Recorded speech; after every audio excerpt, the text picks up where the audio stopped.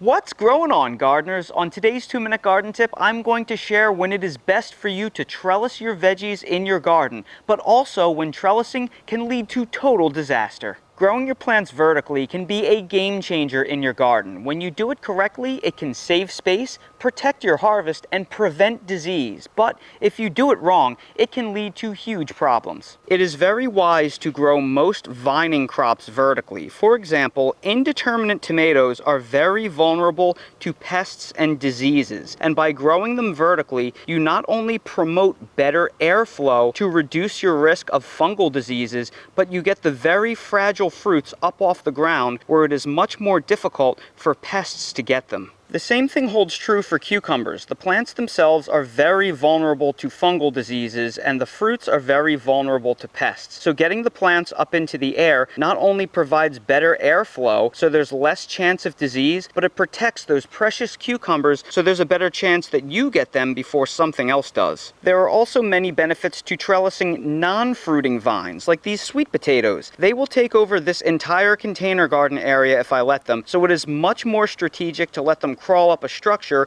rather than have them take over this entire open area. This also holds true for a lot of different legume vines. But when it comes to large fruited vines like melons and some squashes, you have to be very careful. In this raised garden bed right here, I have numerous melon vines growing, but all of these melon vines are various small fruited melons, so they weigh less than a pound, and as a result, the vines can generally support the weight of the fruit. However, you still have to keep an eye on them because every now and again, you will have one of these fruits drop off like you see right here. But if you try this technique with large fruited vines like pumpkins, other large squashes, or these watermelon vines right here, you will likely have a disaster on your hands. You see, I tried growing watermelon vertically several years ago, and when my watermelon fruits got to be about double or triple the size of this right here, they would fall right off the vines because the vines cannot sustain and hold the weight of the large fruits. So I had to cut all the vines down and run them along the ground so I could have any harvest at all. So do not try to vertically grow large fruited vines, or else you could lose all of the fruit before they reach maturity. Some vines simply do not grow well vertically because they cannot support the weight of their own fruit.